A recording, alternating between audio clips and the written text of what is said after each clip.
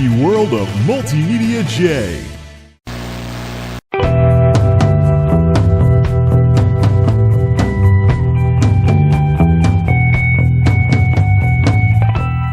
The 9-to-5ers have given me reason to believe that they're going to try and kick me to the curb either next week or the week after.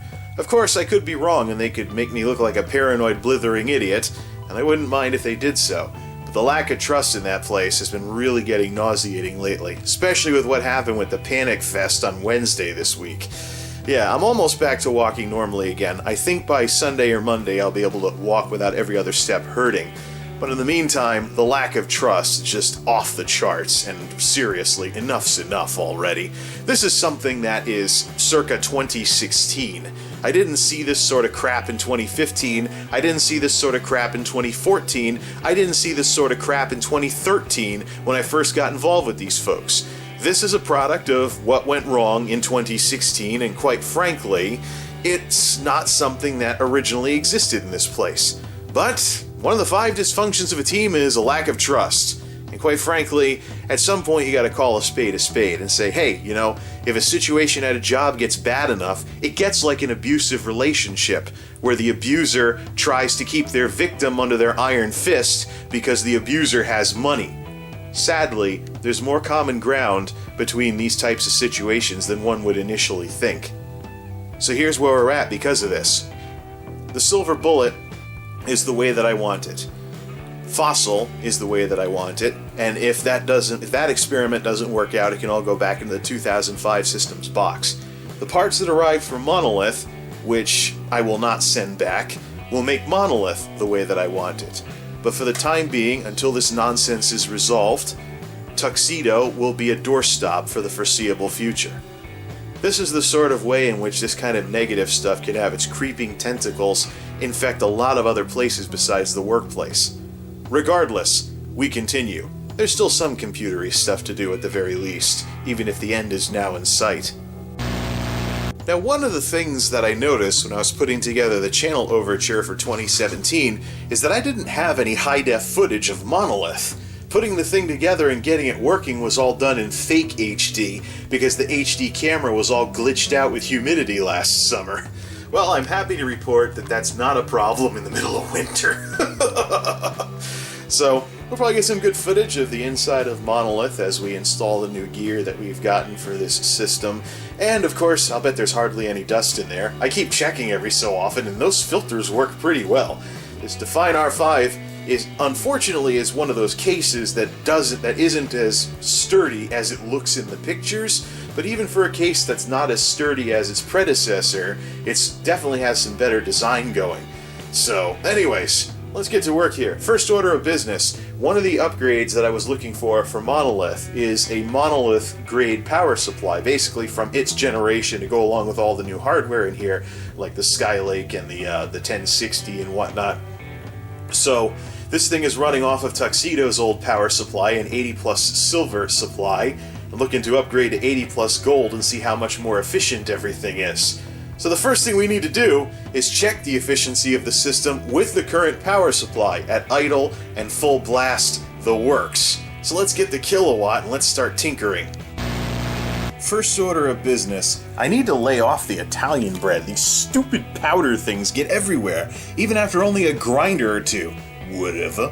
So 50 watts is the magic number when you're in balanced mode here. One of the things I've done is I've also disabled Cortana, because Cortana listening in routinely does, something like this, except more frequently. The processor will not stay at the minimum frequency, it will jump above a gigahertz. But I want this, if it's not doing anything, I want it to just sit pretty. It's not even drawing a full volt. And I have confirmed that the turbo is working on here, so it can hit 4.2 gigahertz. Give me just going from 3.4 to 4 by going from 6700 to 6700K was basically like paying $20 for Intel to overclock the chip. But now it does go a little bit above as well, so there is a little bit of the turbo frequency showing up here. Now, 50 watts seems to be the magic number for this thing, but if we go into power save mode, it gets a little more frugal with the CPU, and then it drops down into the mid-40s. Now this is what's really cool, because you consider Tuxedo never went below 100 watts except on, if the stars aligned or something. And yet I've had old laptops from 2010 that were in the 30s and 40s as far as wattage was concerned. So this, in a sense, is exactly what I was looking for with Monolith. A computer that cranks up when it needs to crank up, and then when it's not doing anything too exciting, it just ratchets way the heck down in terms of wattage. Now, Unigine Valley may be a benchmark from 2013, but let's put this in balance mode and let's see what full blast numbers we can get set to Extreme HD in 1080p. I imagine the next benchmark, which is due out this quarter actually from Unigine, might have some upscale, downscale stuff going on where it renders in 4K and then brings it down to 1080p to smooth things out. So here we are, got some Unigine going here. Woo! A little Unigine. Hey, look, the keyboard! Love the scenery in this benchmark. It may be from 2013, but now you see some areas where it is going up to 80 frames a second, but for the most part, it's staying around 60. That's because I have the fast VSync turned on, and basically I don't have this thing generate frames above and beyond, too far above and beyond anyways, the VSync. I'm going for more of a consistent frame rate and not using more power than absolutely necessary. So, we'll see some of that here, and as far as full blast wattage is concerned, we're approaching the 200 watt mark when running full blast. This is with the 80 watt, or excuse me, the 80 plus silver original power supply. Now, let's change everything over to power save mode while can we do that? Nope. Let's change to power save mode and see how everything changes.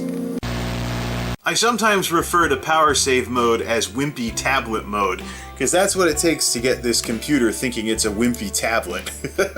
It's way more frugal with the CPU cycles and the power throttling, and that's how it gets down into the 40s. Now, mid 40s to high 40s is the lowest this thing goes. I wonder if the more efficient supply will help with that. But what does that do to the Unigine performance? 50, 70, 70, we probably at least hit 100 watts, right? Right? 53, 52, 52, 52. Uh-oh. It's slow to load. By the way, the thing that lets you record the gameplay is running as well. 70, 70, 50, 40. What the? Oh man, and the load's taking longer too. Let's see how awful this is. Oh man. Oh, there we go. Approaching the 100 watt mark when necessary, but it's not exactly an oh boy kind of situation here. Look at that. Maybe you hit 30 frames a second. Like I said, wimpy tablet mode. Power save, schmower save. This is basically the computer pretending it doesn't have a graphics card, because I think I was able to get like 20 frames a second out of the integrated graphics in this thing. I would say Suffer Haswell, except it's more like Suffer Skylink. Boasting a bit more of a mix of plastic, mixing in with the usual metal, Monolith weighs in between the heavy steel of Tuxedo and the light aluminum of the Silver Bullet. Yes, that's aluminum, sorry British people. Anyways, aluminium! Anyways, the door is reversible too. The door is reversible too, and there's sound dampening foam. This is a Define R5, of course. Most of you folks watching this probably already know what this case is, because you're like, oh yeah, fractal design, baby! Of course, in the last few weeks, we've gotten exactly that much dust on the dust filter, so you can just wipe that off, just like that. Yes, for those of you wondering, yeah, I do wear bathrobes over clothes in the house in the winter to run less heat, because basically well, what do you think a Snuggie is?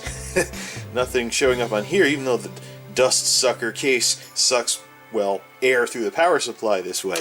So, there's a little bit of a wipe it across, well, back scratcher type thing anyways, except it doesn't really feel like you're scratching your back.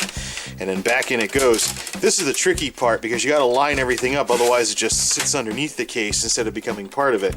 You gotta be careful carrying it too, because this thing tends to want to pop out when you lift this thing up.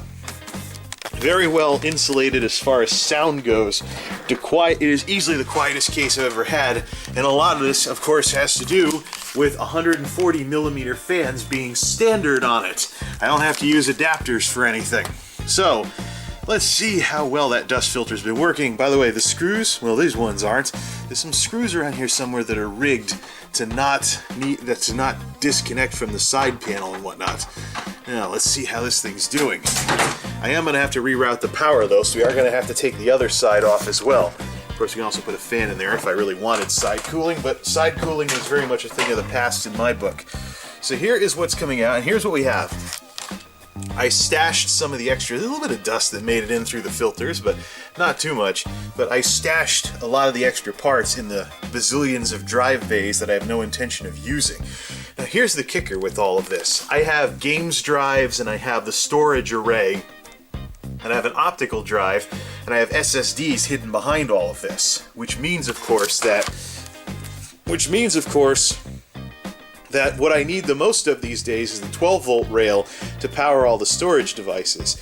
So even though the new power supply is a 750 watt, same as the old one, it's 80 plus gold instead of 80 plus silver, so it's a step up that way. Also, newer switching technology and being modular should help with the current draw. At least that's what I think. Otherwise, the marketers are full of beans as usual and just trying to get me to buy something. So the one and only 120 millimeter fan in this thing is right there on the processor. That's it.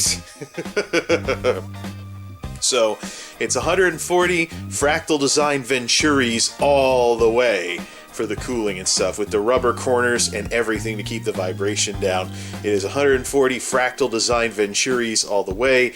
I could actually still upgrade the RAM to bring this up to 32 gigs. DDR4, running off a micro ATX board, the first smaller than ATX board that I've used, probably the last one. I think I will go back to full ATX if I were to go Ryzen on this, with a GTX 1060, with a slightly, well, because back in those days, like a year ago,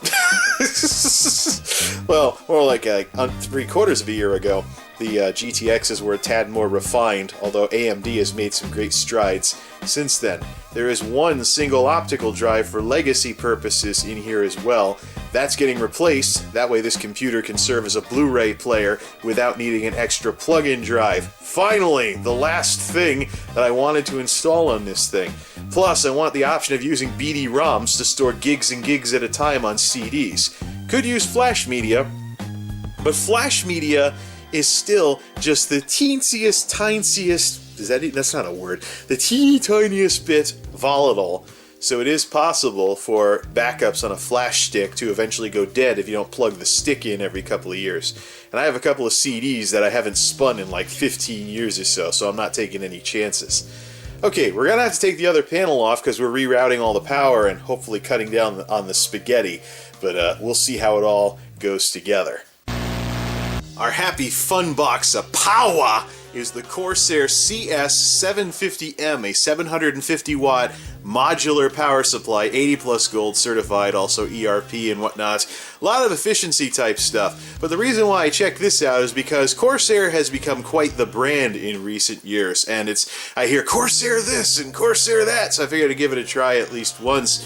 Plus, it's been so long since I did this kind of shopping that in both the case of the power supply and the optical drive, things have changed. We've seen brands come and go, and basically brands that used to be mainstays are gone, and now you got these new folks taking their place. So Corsair, of course, will replace the PC power and cooling supply. Of course, the PC power and cooling supply was built like a tank. Of course, I went with these because in the early days of building computers, I had problems with power, where the power supplies couldn't handle what I was throwing at them. And I was reading Scott Miller's Upgrading and Repairing PCs, and he was an absolute PC power and cooling fiend.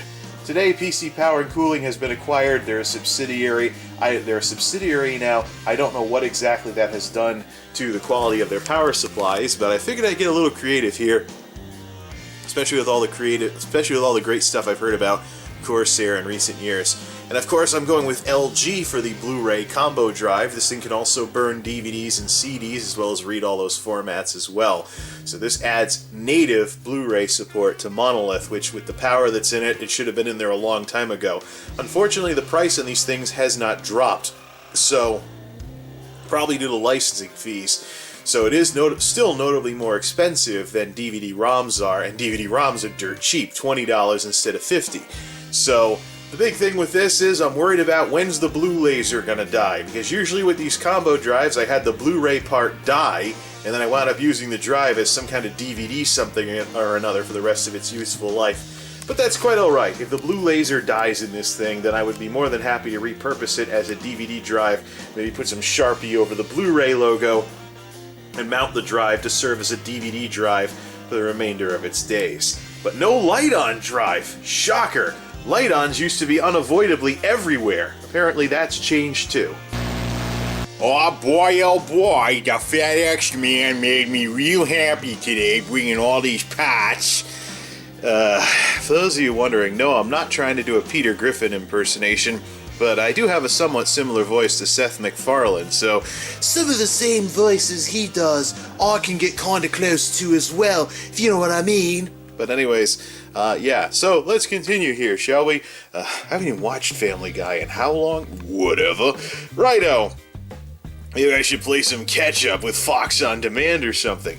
Right, so we have Corsair here, and we have 750 watts, fat-ass power plug. Of course, that's pretty understandable. Semi-modular. There's some basics that are actually connected up, like, you know, the auxiliaries and things like that, and the PCIs and whatnot. But all the peripherals and things like that, actually no, just the auxiliaries. The peripherals and the PCI Express is completely optional. So what I'm going to do, of course, is similar to what I did with the Great Sift last year. Take this out of the bag, put it in a zip bag, and add the zip bag to the collection in one of the bazillions of extra drive bays. And of course, we won't have any more spaghetti down there anymore once everything's all in there, because nothing's going to be hooked up that isn't actually needed. I just hope these cables are long enough to make it all the way up to, like, the optical drive on top and stuff. So, the big thing about this Corsair, though, is that unlike every other power supply I've bought in the last couple of years, well, the one before it, unlike the one before it, it doesn't have that proprietary 135mm fan size, so when this thing starts, you know, when it gets past its warranty, and the fan bearings may start making some noise like the last one did, check it out. I have plenty of fractal 120s that I would love to find a use for that could easily take its place. Heck, I'm kind of tempted to void the warranty right now. Except, well, no, let's see what the Corsair fan can do at least. Corsair does try to make some high-end stuff, so, but I have so many 120s left over from my 120mm days that we are set as far as fans go in this power supply. Probably put one of the fractals in when this one dies or something like that. Work my way back to all the Cooler Masters. Barely used after all these years. Now, if I could squeeze an adapter in there, I could do 140s as well. Alright, let's set this sucker up. It's the screws on the back panel that are rigged to never fall off when you unscrew them. What side of the case does Fractal think I unhook more often? Right. Same wattage, but a smaller case. We'll have to see what the side effects of the miniaturization are. To get around the size differences, the plugs these days are splittable. They're already together when you get them, so we got 24-pin and 8-pin. However, depending on what the auxiliaries are, you can actually split them off to only plug in what's actually needed. That's more like it. There's enough space down here to put another fan down there if I really wanted to. So, first impressions of these modular power supplies that everybody's so ooh-ah about. Yay! I didn't know ribbon cables were back in fashion. No, seriously, what do you think these things are? Look at that. It's a ribbon cable. It has less conductors in the old 40s or 80s, but same rules apply. You gotta flap it around stuff and things like that. And of course, you got another big bag of extra cables down in the bottom of the case. Of course, the airflow at this part of the case is not important compared to keeping the drives cool, because this thing gets directly vented from underneath and things along those lines. All the important stuff up here has better airflow coming in this way, but ooh, ribbon cables. It's nice how adaptable they all are. And it's nice that I have some adapters around, because I had to go all ketchup and mustard there to make the final thing on one of the Molex channels, make it all the way up to the new optical drive, which actually has a bit of tuxedo styling with the black and white and things like that. But that adds native Blu-ray support to this system at last. All we gotta do is clean up the cable management in the back, put the panels back on, and this thing should be good to go. Finally, the Monolith system that I wanted it to be. And then the big question is, has it gotten more efficient now that we have an 80 plus gold power supply from this year, or last year technically now, as opposed to an 80 plus silver supply from earlier? And just like that, Monolith is humming again. Didn't lose any drives due to bad power connections, and the Blu-ray drive is in there, so you folks don't think I'm goofing with this after the fact. Ugh, I don't like the sound of that. We'll have to see how the rubber bands are in 5 years. So a little blinky blue light there. We'll test the Blu-ray a little later on. But for now, we want to, well, I think we all know what we want to see here. Spending that money on that power supply, what did that do to the power draw, particularly at the lower end? What that did was it got us down to the low 40s. That got us down, or excuse me, that got us down to the mid to low 40s when the device isn't doing anything too fancy. Now, let's shut down some of the other apps, like WeatherBug and stuff like that. So, for those of you that were wondering about some of the stuff that might ping things a little more than others, and of course we are kind of just chugging along at 18 degrees with even with the fans all the way down. Thanks, winter! Now, let's load up Unigen and see what happens. But we now make it down into the 40s, so we're 5 watts lower when not doing anything. Now, what happens if we change over to power save mode? That used to be the domain where we would hit the 40s. So after the change, we get down to 41 watts, 42 watts. So if I really want to be green, just turn on power saver mode. But in balance mode, we're now into the 40s. So we're creeping up on the laptops in terms of running at the minimum speed and everything. And that's what the 80 plus efficiency rating is for. At the exact same silver to gold, 750 watts max, I've gone from 50 watts being the threshold down to 45 watts or so being what's drawn when there isn't much going on. But I wouldn't go changing out power, so I'll hit 44 there for a second. I wouldn't go changing out power supplies just to add itty bitty amounts of wattage savings like this. The other reason why I did this, of course, is to free up a modern power supply to have an additional system.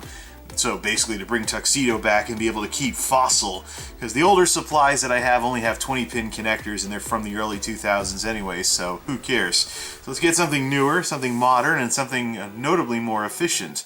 And that's exactly what this is. This totally foots the bill in that department. Alright, let's do a Unigen test. It is what it is. We are doing this in balance mode because I don't think it's really going to change all that much. So, usual scenery here, and then high 100s running full blast with Extreme HD with Unigen Valley. Just had a hard drive shut down from inactivity. I'm now hitting the 30s in balance mode when not doing anything too exciting. Now we're going into laptop territory.